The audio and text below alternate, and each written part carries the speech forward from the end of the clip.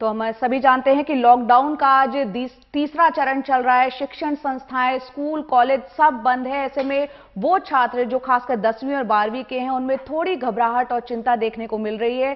CBSE की तरफ से बची हुई परीक्षाओं का ऐलान होना अभी बाकी है, लेकिन छात्र परेशान हैं अपने भविष्य को लेकर। खासकर 12वीं के छात्रों की चिंता काफी बढ़ गई है, क्योंकि उन्हें आगे कई प्रतियोगी परीक्षाओं में बैठना है। अदिति, बिल्कुल, और उसकी वजह यह है कि कॉलेज में एडमिशन भी उन्हें लेना है आगे, और इस परिस्थिति से वो कैसे निपट सकते हैं, क्या कुछ कर सकते हैं। और सबसे बड़ा जो सवाल इस वक्त छात्रों के मन में आ रहा है वो यही है कि आखिर एग्जाम्स कब होंगे, क्योंकि अभी डिक्लेयर नहीं किया है सीबीएसई ने कि कब जो है आने वाले एग्जाम्स होने वाले हैं। और इस सब पर बातचीत करने के लिए हमारे साथ दो खास मेहमान मौजूद हैं। हमारे साथ डॉक्टर ऋषि हैं, क्लिनिकल साइकोलॉजिस्ट हैं आरएमएल अस्पताल दिल्ली से, और डॉक्टर आरएल त्रिखा हैं, डायरेक्टर हैं फिटजी ग्रुप के। आप दोनों का बहुत बहुत स्वागत है। हम अपने कॉलर्स को भी यहाँ पर लेंगे और आपको बता दें कि इस वक्त हमारे साथ सबसे पहले जो कॉलर जुड़े हैं पुष्पेंद्र हैं यमुना विहार से। पुष्पेंद्र, अपना सवाल पूछें। तो लगता है यहाँ लाइन उनकी कट गई है। लगातार दर्शक जो हैं इस पर सवाल पूछना चाहते हैं। सभी के मन में इस बात को चिंता है कि आखिर उनके एग्जाम जो है 10वीं और 12वीं के कब होंगे। इस वक्त भोपाल से आसिफ हमारे साथ जुड़ गए हैं। आसिफ, आप अपना सवाल पूछें।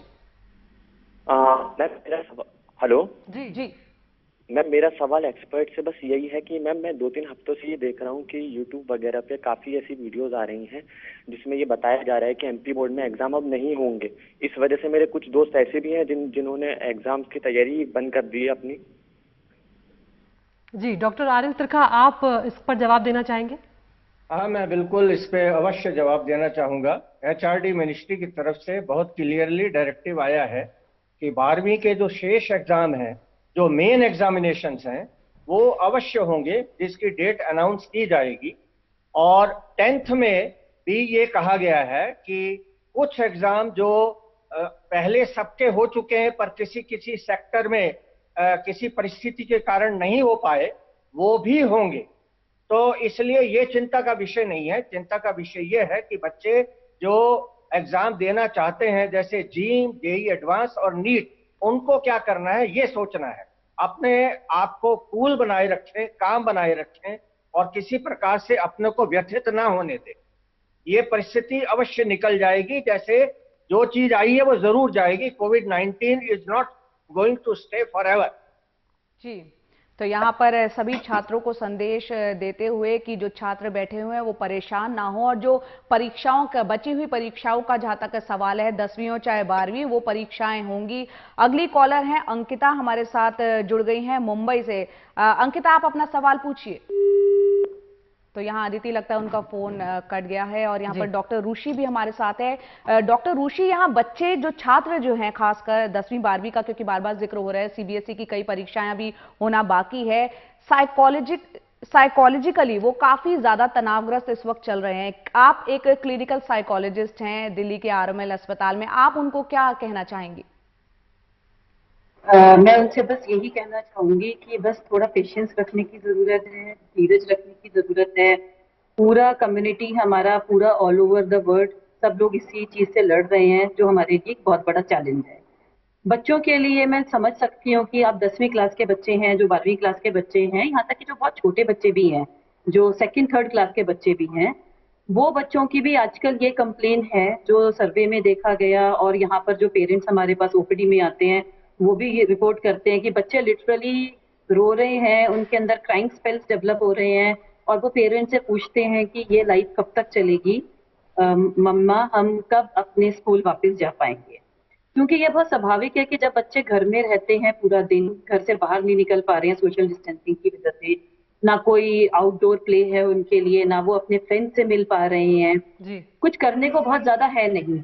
ऑनलाइन क्लासेस चलनी शुरू हो गई हैं, सीबीएसई बोर्ड के सभी स्कूल्स में ऑनलाइन क्लासेस चल रही हैं अभी, और बच्चे उससे जुड़े हुए हैं।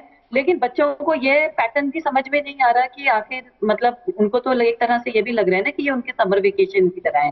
तो उनको लग रहा है कि फिर हम ये शेड्यूल क्यों फॉलो करें, सुबह सुबह सोकर उठें, क्लासेस ज्वाइन करें, पढ़ाई करें। तो सब चीज उनको बड़ा पनिशमेंट की तरह लग रहा है। और सबसे ज्यादा जो वो डिप्राइव फील कर रहे हैं, वो आइसोलेशन की वजह से कर रहे हैं, क्योंकि वो समाज में किसी से मिलजुल पा नहीं रहे हैं। बिल्कुल, माँ बाप का बस साथ है, भाई बहनों का साथ है सुबह से लेकर रात तक। तो उनके लिए मेरा यही संदेश है कि आप जितना हो सके सिर्फ सोशल डिस्टेंसिंग का मतलब ये नहीं है कि आप सोशली किसी से कनेक्ट नहीं हो सकते। It is only physical distancing. आपको एक दूसरे से फिजिकली दूरी बनाकर रखनी है, पर आप अंडर सुपरविजन अपने पेरेंट्स के, अपने फ्रेंड्स के साथ ऑनलाइन जुड़िए, उनसे बातें करिए।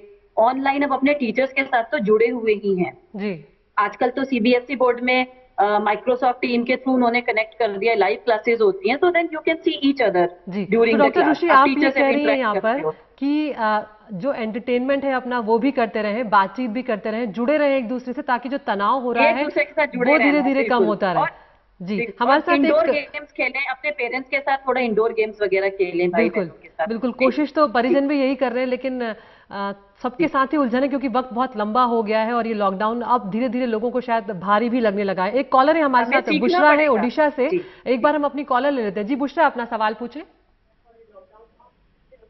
हेलो जी बुशरा, पूछें। मुझे पूछना था, ये आईसीएसई का एग्जाम होगा या नहीं? जी त्रिखा साहब।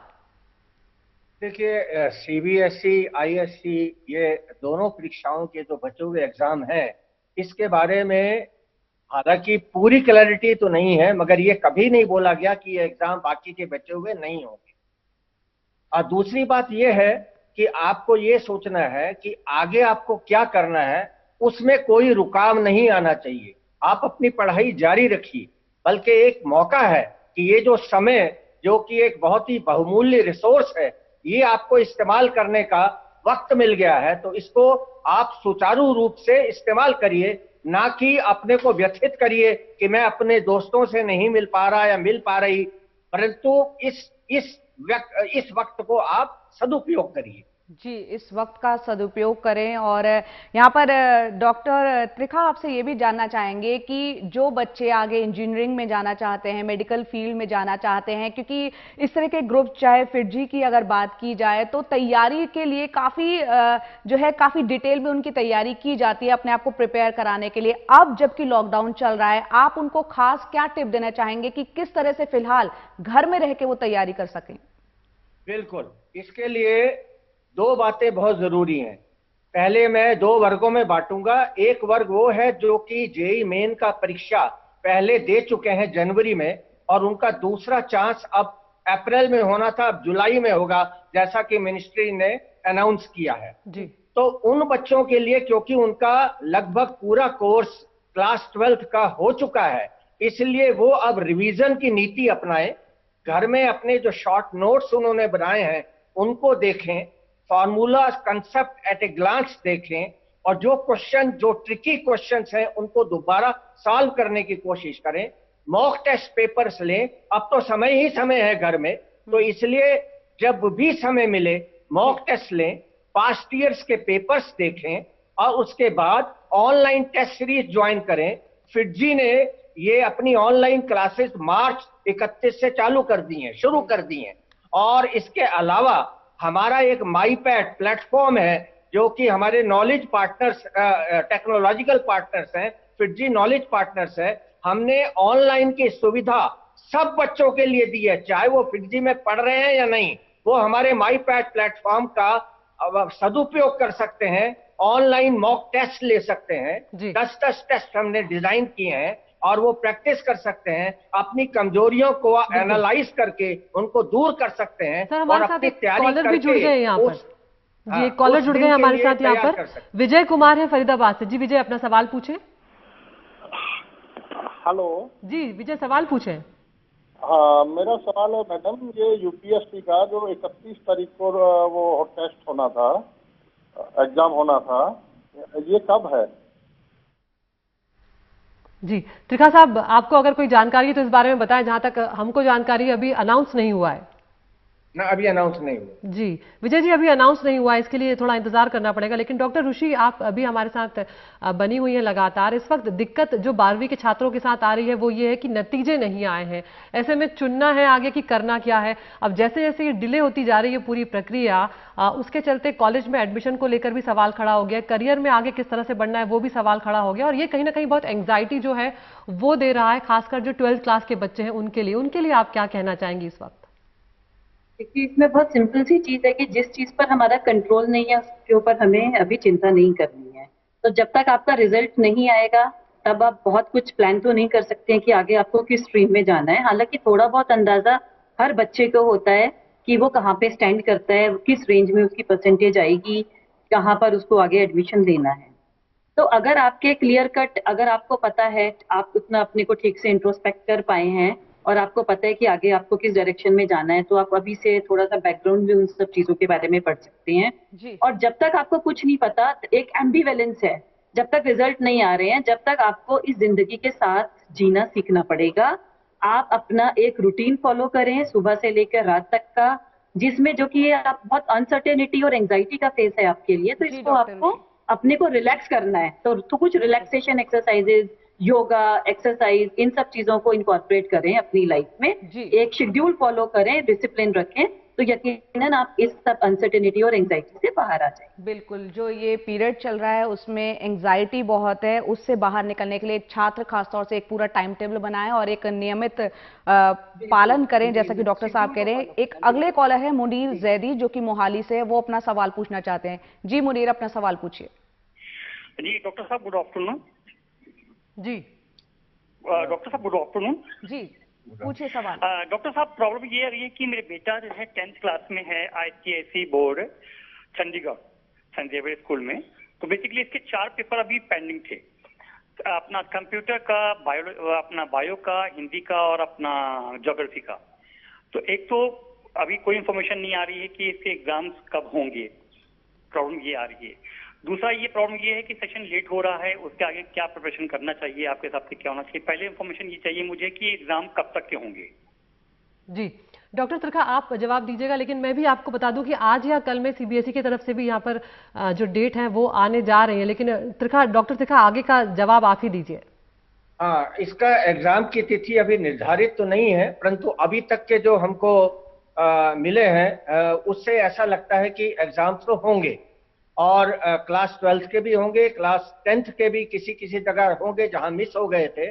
और इसमें चिंता की बात इसलिए नहीं है कि बच्चों को आप ये हौसला दे सकते हैं कि अगर किसी कारणवश, वैसे तो चांस बहुत कम है, 5% मैं कहूंगा, अगर किसी कारणवश एग्जाम नहीं भी हो सकते हैं तो जितने हो चुके हैं और इंटरनल जजमेंट के बेस पे रिजल्ट तो निकाला ही जा सकता है। अब यह है कि नया सेशन विलंब से होगा, परंतु बच्चों ने अगर मेकअप कर लिया है माइंड, पेरेंट्स ने उनको उसमें उन्होंने हेल्प की है, तो वो जानते हैं कि किस कैरियर की तरफ जाना है, इंजीनियरिंग की तरफ जाना है, मेडिकल की तरफ जाना है, कॉमर्स की तरफ जाना है, तो उसके अनुसार ही वो एडमिशन निर्धारित होगा। जी डॉक्टर साहब, आप दोनों लोग हमारे साथ बने रहे, लगातार कॉलर्स हमें कॉल कर रहे हैं, और साथ में हम ये भी जानेंगे अदिति कि बच्चे तो परेशान हैं ही, लेकिन माँ बाप जो है, माता पिता, वो इस परिस्थिति का सामना कैसे करें, इस पर भी चर्चा करेंगे। फिलहाल ले लेते हैं एक छोटा सा ब्रेक।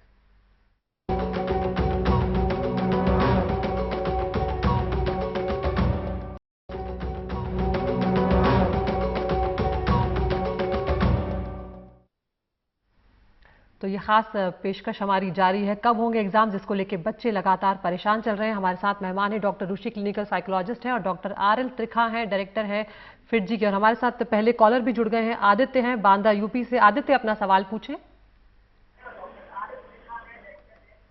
हाँ जी सर, मैं ये कह रहा था कि जो RRB NTPC के एग्जाम्स होने वाले थे ये अगस्त 2019 में, तो अभी तक उसका कोई भी नोटिस नहीं आया, और फिर उसके बाद इसका नोटिफिकेशन आउट हो गया था 28 फरवरी 2019 को, और इसके बाद इसके एग्जाम्स अगस्त में होने वाले थे। अभी तक इसका कोई मतलब कुछ पता नहीं चल रहा है, और इसके बता रहे हैं कि टेंडर भी इसके अभी तक चूज नहीं हुए हैं, जहाँ पे टेंडर चूज होने थे। जी डॉक्टर त्रिखा। देखिए, ऐसा है कि लगभग सारे ही एग्जाम, अभी किसी का भी कोई डेट इसलिए नहीं अनाउंस हो सकता है कि जब तक ये लॉकडाउन है तब तक ये संभव ही नहीं है बच्चों के लिए बाहर निकलना। तो इसलिए मैं बार बार इस चीज के ऊपर जोर देता हूं कि बजाय कि बच्चे इससे हताश हों, बल्कि जो समय मिला है घर पर ही ऐसी परिस्थितियां बनाएं कि एक्चुअल वैसा एटमॉस्फेयर क्रिएट करें जैसे कि एग्जाम एक्चुअल होता है। मॉक टेस्ट पेपर लें, स्पीड बढ़ाएं, एक्यूरेसी बढ़ाएं, गलतियों को सुधारें, और जिस समय समय आ जाएगा, जिस समय एग्जाम होने होंगे, तो अपने आप को तैयार पाएंगे, नर्वसनेस खत्म हो जाएगी, एग्जाम टेम्परामेंट उनका डेवलप हो जाएगा। तो ये बहुत जरूरी है। जिस चीज पे हमारा बस नहीं है उस पे कुछ नहीं कर सकते हैं, पर घर से हम online exam from the comfort of home हम अवश्य दे सकते हैं। डॉक्टर त्रिखा, हमारे साथ एक और कॉलर भी जुड़ चुके हैं दिल्ली से, नकुल सिंह। नकुल, अपना सवाल पूछिए। हाँ जी सर, मैं ये कह रहा था, ये जो हमारे पेपर जो है ये कब होंगे NIOS के? यहाँ पर हम ये बताना बहुत ज़रूरी है अदिति कि जो तमाम दर्शक, जो छात्र हों चाहे उनके पेरेंट्स अगर कॉल कर रहे हैं, वो एग्जाम की डेट जानना चाह रहे हैं, तो हम आपको बता दें CBSE और तमाम परीक्षाएं, क्योंकि अभी लॉकडाउन का पीरियड चल रहा है, बहुत जल्द उसका ऐलान होना है। तो अगर आप और भी सवाल उससे जुड़े हुए पूछना चाहते हैं तो वो भी पूछ सकते हैं, और लगातार हम जो नंबर है वो टेलीविजन स्क्रीन पर दिखा रहे हैं। डॉक्टर रुषि, इससे पहले कि डॉक्टर त्रिखा हम आपके पास जाए, डॉक्टर रुषि, आपसे समझना चाहेंगे कि इस समय पेरेंट्स भी बहुत परेशान है। नकुल सिंह जो सवाल पूछ रहे हैं 10वीं की परीक्षा का पूछा, तो यहाँ पर नकुल, फिलहाल अभी ऐलान नहीं हुआ, इंतजार सभी कर रहे हैं इस बात का। पेरेंट्स किस चीज को लेकर परेशान है? बच्चों को लेकर परेशान है या खुद अपनी देखिए, छात्रों को लेकर, अपने बच्चों को देखकर वो काफी परेशान है, तो वो कैसे बच्चों के साथ डील करें, उनके बारे में आप बताएं। बेसिकली तो उनकी डीलिंग ही सबसे ज्यादा इम्पोर्टेंट है कि वो बच्चों को कैसे डील करते हैं। हालांकि फर्क होता है एक एडोलेसेंट को डील करने में और एक लेट एडोलेसेंट जो अर्ली एडल्टहुड है उसको डील करने में, या बहुत छोटे बच्चों को डील करने में। तो छोटे बच्चों को डील करना तो उस तरह से बहुत आसान है कि आप उनके बिहेवियर को कंट्रोल कर सकते हो, उनको पूरी तरह से शेड्यूल में रखकर छोटे छोटे रीइंफोर्समेंट फिक्स करने हैं कि बेटा इतने से इतने बजे आपकी क्लास है, इतने से इतने बजे आपको अपने सोने के, जागने के, खाने पीने के टाइमिंग्स को फिक्स करना है, पढ़ने के टाइमिंग्स को दिन में फिक्स करना है। तो उनका मॉर्निंग टिल इवनिंग इस तरह का शेड्यूल बनाए कि वो जब उसको फॉलो करेंगे तो आप उनको छोटे छोटे इंसेंटिव दीजिए। अभी बाहर का खाना अलाउड नहीं है, वो जंक फूड नहीं खा सकते हैं, तो जिस तरह का खाना पसंद है तो मदर फादर मिलकर, पेरेंट्स या कोई एक उनके लिए घर में कुकिंग कर सकते हैं, उनकी मनपसंद के खाने बना सकते हैं। आप घर में भी आइसक्रीम जमाकर बच्चों को दे सकते हैं, बर्गर घर में बना सकते हैं, पिज्जा बना सकते हैं। तो छोटे बच्चों का बिहेवियर इस तरह से कंट्रोल करना बहुत आसान है। बिल्कुल, शुक्रिया बहुत आप दोनों का। डॉक्टर रुषि, थोड़ा सा वक्त की कमी है हमारे पास, इसलिए हमने कुछ कॉलर्स लिए हैं अपने। डॉक्टर त्रिखा, डॉक्टर रुषि, आप दोनों हमसे जुड़े, बहुत बहुत शुक्रिया आप लोगों का। और दर्शकों को बता दें कि यहाँ पर जिस तरह से डॉक्टर्स कह रहे हैं कि ये जो वक्त मिला है इसका इस्तेमाल अच्छी तरीके से करें, एक रूटीन फॉलो करें, और जो चीज़ हमारे हाथ में नहीं है उसके लिए भी बेवजह परेशान होने की, चिंता करने की जरूरत नहीं है। उम्मीद करते हैं कि कुछ लोगों की चिंताएं जरूर आज कम हुई होंगी हमारे डॉक्टर से बात करके। इस शो में जुड़ने के लिए शुक्रिया। नमस्कार।